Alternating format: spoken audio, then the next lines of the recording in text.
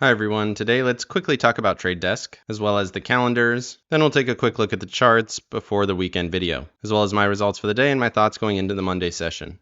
If you like trading stocks and options and making money, definitely like and subscribe. I make videos like this every single day that the markets are open, as well as Sundays, so make sure you hit the bell so you don't miss out on any future episodes. Welcome to the Portfolio Bulletin. Let's get started. So Trade Desk announced earnings, and on their guidance, they fell 17%, and we'll take a look at those charts later, but not a great showing. Obviously, this is a growth company, and if they are not growing, that's going to cut into their multiples, and I do think that's what we're seeing here. Revenue beat, and earnings also beat. So in terms of results, they are doing well, but ad revenue, we've talked about it before, does seem weak going forward, and they issued weak guidance here, so it's not looking good for them in terms of growth. Moving over to Moody's, I just wanted to talk about this real quick. They said they cut the outlook for the USA. They lowered their expectations of the federal government, pointing to higher deficits and a very large debt and weakening affordability. Interesting here. There's not a lot of information. This is brand new, just 2 minutes ago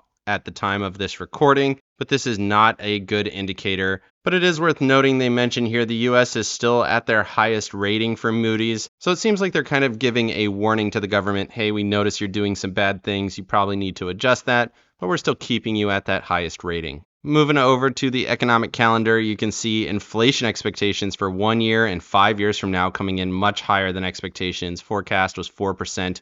It came in 10% above that at 4.4. 5-year, 3.2 versus 3%. Not great from Michigan on inflation data. Consumer sentiment and consumer expectations did miss expectations, but still well above that 50 line. Still looks okay going into the end of the week. Moving over to Max Payne, we finished up at that 440 level, right at the top of the puts. I didn't really think we were going to get there on this chart, but then we had a colossal run today. Really strong push higher. Total options 1.45 million.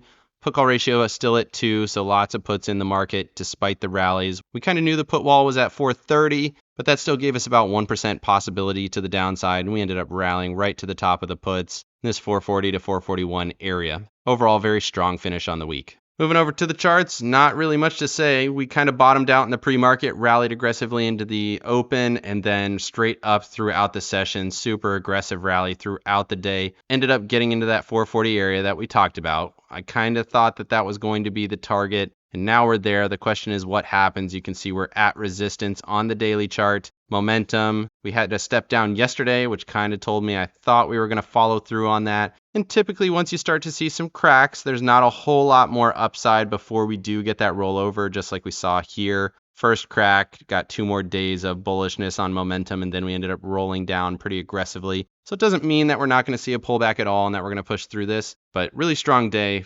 1.5% on the SPY. For levels, watching 440, next one 445.50, to the downside 435.88. Moving over to the NASDAQ, same thesis, bottomed out at these trend supports, rallied super aggressively. I started to roll up and out once we saw this rally through this zone, super aggressive, and then that level break here. Hit my next level after hours, 378.77, and now we're pulling back a little bit from that level. Pretty interesting. Makes sense though, looking at the daily chart. Let's go ahead and pull that down. You can see we are now getting into this consolidation going back to mid-August. Question is what's going to happen here now. We ended up breaking down from the zone before. We already took out this high now, so this is a new higher high. This is a change of structure. Before we had a low, lower low. Now we have a high, higher high. And again, once this pulls back, I do expect it to be bought up into the end of the year. But of course, this is super aggressive, and it's not going to go on forever. Another massive day, 2.25% on the NASDAQ, and I definitely didn't capitalize as much as I could on that, but I did do okay. Moving over to the Russell and the Dow, watching that 55 EMA. We were watching that in yesterday's session. We ended up holding that and then rallying up to the 9 and VWAP. It looks okay. That candle was almost 1% on the Russell. So again, we have tech driving the major indices higher, the Russell still lagging, but it does look okay. As long as that 55 holds and this 167.47 level holds, then we can look for 170.35. Dow pushing right to that next level, 343.23. Next one's going to be 345.24. But you can see we're pulling back a little bit after hours at the end of the week. Certainly interesting, but this is a higher high and you do have to respect that. Certainly could pull back a little bit, but you would expect buyers to come in. Moving over to Apple and Tesla. Apple breaking out and rallying right to my next level, 186.81. Next level for me is actually quite a bit higher at 193.96. And zooming out, you can see there was a pivot point right around 190, which let's go ahead and throw a level right there. Makes sense to have that as a pivot point. So 190 next level, 193 to the upside after that. Certainly possible. Again, this is definitely a higher high, continues to break out. Apple looking very bullish on structure. RSI overbought, momentum still bullish. Basically the same as the major indices, a little bit more bullish. Tesla, on the other hand, kind of established a bottom.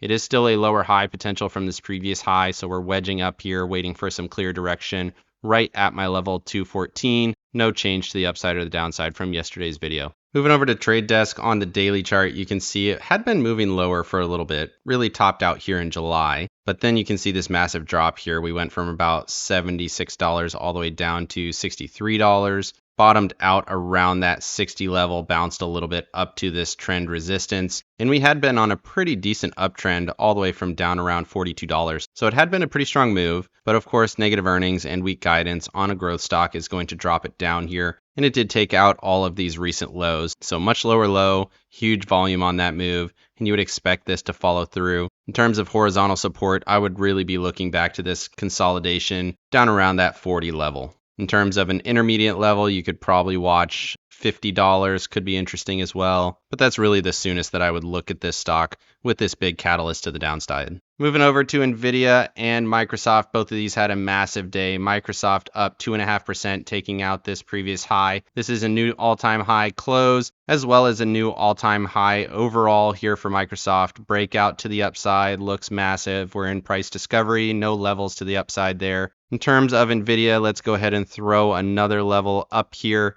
at this previous pivot point, going back to 5 September at 488. Seems like the next level for me.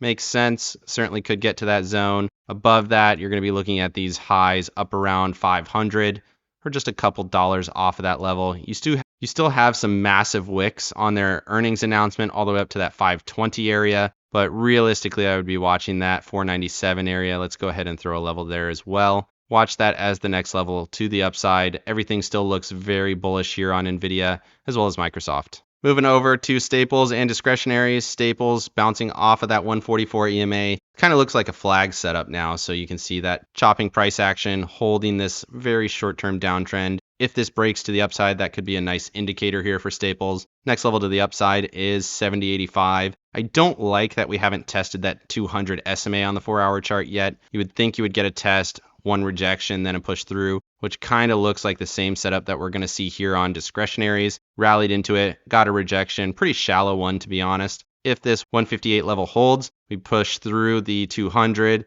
and my 162 level up to that 166.78 level, then you're going to be in pretty good shape, and this structure is going to be pretty bullish in my opinion. Big rally, small pullback, pretty bullish to the next level. Moving over to breadth. It is not out yet for today's numbers, but looking at yesterday, pretty interesting. We did see a push down on the 50-day average and a push up on the 200. Again, that 200 holding that 9 EMA. Want to see it get above the 55. We'll take a look at this again on the Sunday videos, and then it just populated here. So we got another bullish push above the 200 on the 50-day, holding that 9 EMA on the 200 like we talked about. Want to see this get above that 55 EMA. We got that initial test, slight pullback, wait for the break, push above 43.55, and then we should be in a very bullish structure. That would be a inverse head and shoulders with a really large head. Interesting left shoulder, head, right shoulder kind of forming here. Right at that 36 level. We didn't even get all the way down and test it, which is a little bit concerning. I would like to see this cut back a little bit deeper, right to this previous left shoulder. But overall, very bullish. Close right on the highs here on the 50-day average. Moving over to yields just for a moment. Bullish day across both the 2 and the 10-year. 2-year got above all the EMAs. Pretty interesting. A little bit more bullish than the 10-year. 10-year testing that 9 EMA, still consolidating in this zone.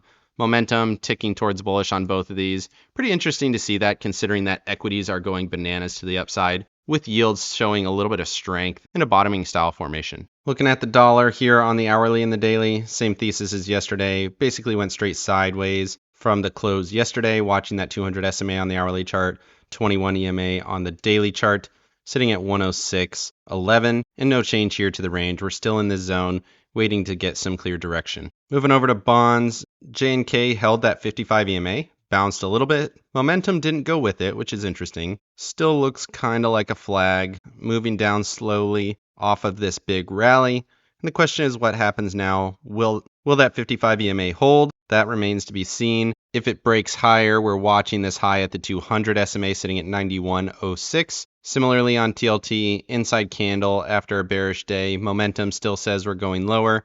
Watching that 21 as support at 85.66, and the 55 is clear resistance here at 89.09. Moving over to volatility, move index, basically nothing happening there. Volatility index breaking down as you would expect. We got a big rally. We're now below all of these levels of support. We're back into this consolidation, and we need to see what happens from there. Finishing up here with my accounts, you can see I was basically flat on the day, not great. Typically, these are pretty good days for me to the upside, but I was a little bit short going into the day, and that was not great. So I was able to roll out these calls. I did establish a new position on the rally, which helped mitigate some of those losses. And I do have some potential for upside in these calls. Lots of credit here protecting me to the downside if we do get a reversal. Overall, everything still looks very bullish. Let me know down in the comments section what you think of the Moody's downgrade or trade desk earnings. Where do we think ad spend is going to go from here? Definitely something to watch. Otherwise, like and subscribe if you got any value out of this video, and make sure you hit the bell so you don't miss out on any future episodes. Of course, none of this is financial advice. This is all for entertainment purposes. Good luck in your trading and have a great day.